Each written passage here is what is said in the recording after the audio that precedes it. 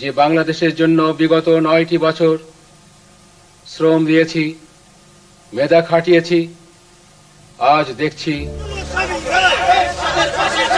এরশাদের পতন। 1990 সালের 6ই ডিসেম্বর ক্ষমতা ছাড়তে বাধ্য হয়েছিলেন সাবেক সামরিক শাসক হুসেইন মোহাম্মদ এরশাদ। দিনটিকে আওয়ামী লীগ গণতন্ত্র মুক্তি দিবস, বিএনপি গণতন্ত্র দিবস এবং এরশাদের জাতীয় পার্টি সংবিধান সংরক্ষণ দিবস হিসেবে পালন করে থাকে। কোনো কোনো রাজনৈতিক দল এই দিনকে স্বৈরাচার পতন দিবস হিসেবেও পালন করে থাকে। 1990 সালের ডিসেম্বর মাসের 1 তারিখে ঢাকা সেনানিবাসে এক জরুরি বৈঠকে বসেন ঊর্ধ্বতন সেনা কর্মকর্তারা। সে বৈঠকের উদ্দেশ্য ছিল প্রেসিডেন্ট এইচ.এম. এরশাদ যেভাবে রাষ্ট্র পরিচালনা করছেন সেই প্রেক্ষাপটে সেনাবাহিনীর ভূমিকা কী হওয়া উচিত সে বিষয়ে আলোচনা করা। জেনারেল এরশাদ বিরোধী আন্দোলন তখন তুঙ্গে। এর কয়েকদিন আগেই ঢাকা বিশ্ববিদ্যালয়ের টিএসসি এলাকায় চিকিৎসক নেতা ডাক্তার শামসুল আলম মিলনকে গুলি করে হত্যা করা হয়। সেনানিবাসের ভেতরে ঊর্ধ্বতন সেনা কর্মকর্তারা সিদ্ধান্ত নিলেন যে দেশের চলমান সংকট একটি রাজনৈতিক বিষয় এবং এ সংকট সমাধানের জন্য রাষ্ট্রপতিকে রাজনৈতিক উদ্যোগ নিতে হবে। ঊর্ধ্বতন সেনা কর্মকর্তারা আরও সিদ্ধান্ত নিলেন যে চলমান রাজনৈতিক সংকটে সেনাবাহিনীর করণীয় কিছু নেই। এমন অবস্থায় প্রেসিডেন্ট এরশাদ সেনা সদরকে প্রস্তাব দিয়েছিলেন যে দেশে সামরিক আইন জারি করা হবে। এরপর ডিসেম্বরের 3 তারিখে তখনকার সেনাপ্রধান লেফটেন্যান্ট জেনারেল নুরউদ্দিন প্রেসিডেন্ট এরশাদের সাথে দেখা করতে যান। সেনা কর্মকর্তারা চেয়েছিলেন যে সেনাবাহিনীর প্রধান লেফটেন্যান্ট জেনারেল নুরউদ্দিন যেন প্রেসিডেন্ট এরশাদকে পদত্যাগের জন্য সরাসরি বলেন। কিন্তু সেনাপ্রধান প্রেসিডেন্ট এরশাদকে সরাসরি পদত্যাগের কথা না বললেও তিনি জানিয়ে দেন যে দেশের উদ্ভূত পরিস্থিতিতে সেনাবাহিনীর অফিসাররা কোনো দায়িত্ব নিতে রাজি হচ্ছেন না।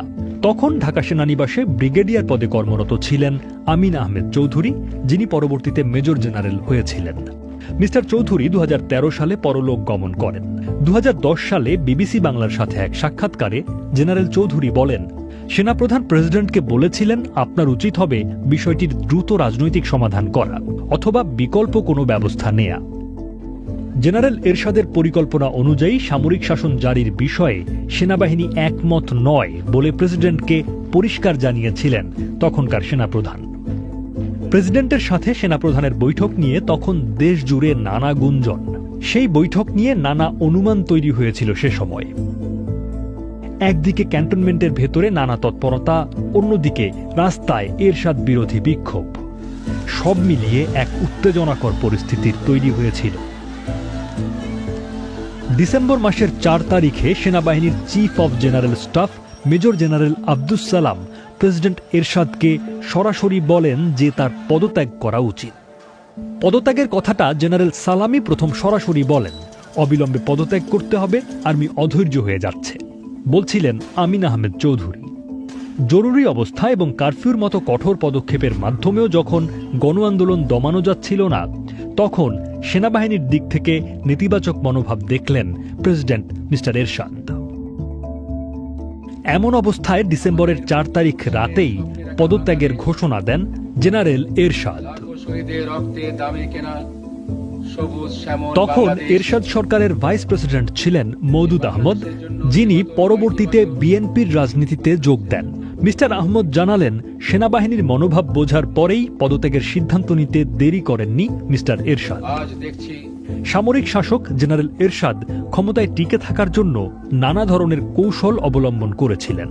বিরোধী রাজনৈতিক দলগুলোর আন্দোলন মোকাবেলার জন্য তিনি সাধারণ নির্বাচনের ঘোষণাও দিয়েছিলেন। কিন্তু বিরোধী রাজনৈতিক জোটগুলো এরশাদের সে প্রস্তাব প্রত্যাখ্যান করে।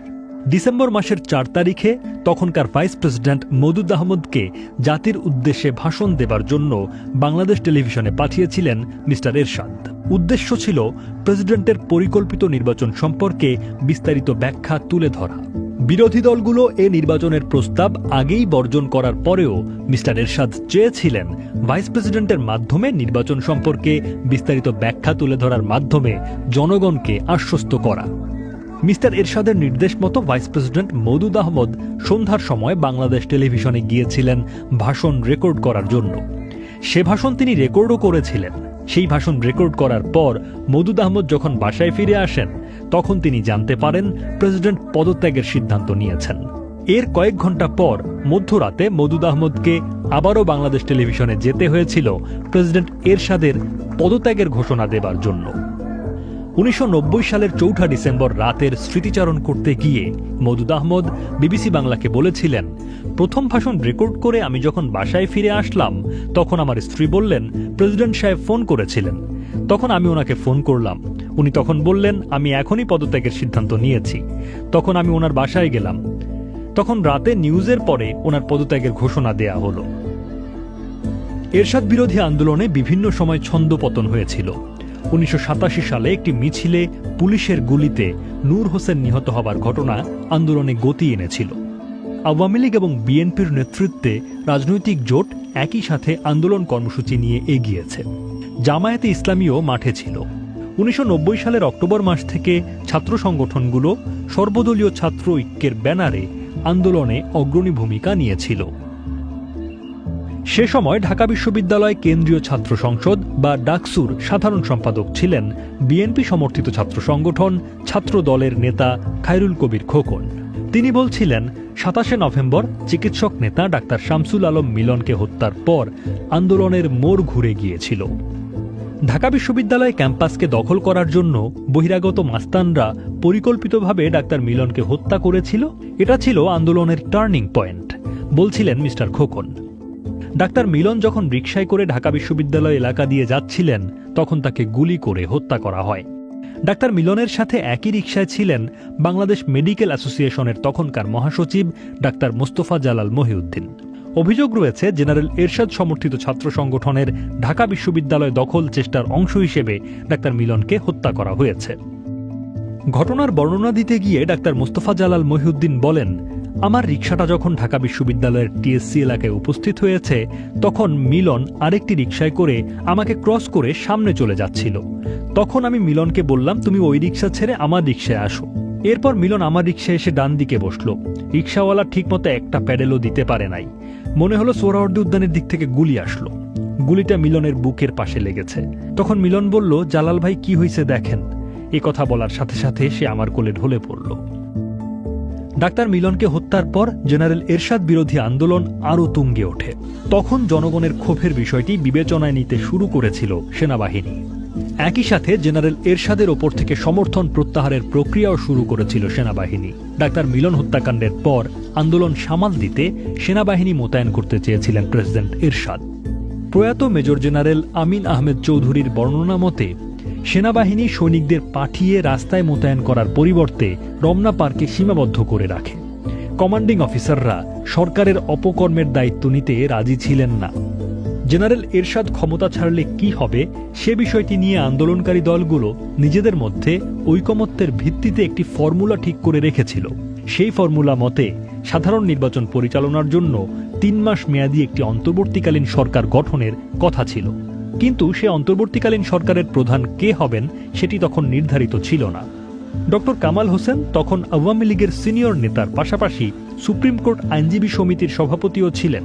তিনি জানালেন, জেনারেল এরশাদের পদত্যাগের ঘোষণা দেবার পর আন্দোলনকারী দলগুলো তখনকার প্রধান বিচারপতি মোহাম্মদ শাহাবুদ্দিন আহমদের বিষয়ে একমত হয়েছিল। অস্থায়ী সরকার প্রধানের নাম আসার পর 6 ডিসেম্বর রাষ্ট্রপতির দপ্তরে ক্ষমতা হস্তান্তরের প্রক্রিয়া হয়েছিল। ক্ষমতা হস্তান্তর প্রক্রিয়া সম্পর্কে ব্যারিস্টার মওদুদ আহমদ বলেন, 5 তারিখে বিরোধী দল থেকে আনুষ্ঠানিক প্রস্তাব আসলো যে প্রধান বিচারপতি শাহাবুদ্দিন সাহেব উপরাষ্ট্রপতির পদ গ্রহণ করে তারপর ভারপ্রাপ্ত রাষ্ট্রপতির কাজ করবেন তিনি এবং তার অধীনেই একটি নির্দলীয় সরকার হবে। 6 তারিখ বিকেল 3টায় আমি রিজাইন করলাম।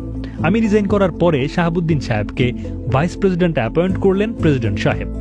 তারপর প্রেসিডেন্ট এরশাদ নিজে রিজাইন করলেন এবং তারপর শাহাবুদ্দিন সাহেব ভারপ্রাপ্ত রাষ্ট্রপতির দায়িত্ব গ্রহণ করে গণতন্ত্রের নতুন যাত্রা শুরু করলেন। ডিসেম্বর মাসের 4 তারিখে জেনারেল এরশাদ যখন পদত্যাগের ঘোষণা দিয়েছিলেন, তখন রাস্তায় মানুষের যে ঢল নেমেছিল সেটি 6 ডিসেম্বর বিচারপতি শাহাবুদ্দিন আহমদের কাছে জেনারেল এরশাদের ক্ষমতা হস্তান্তর পর্যন্ত বজায় ছিল।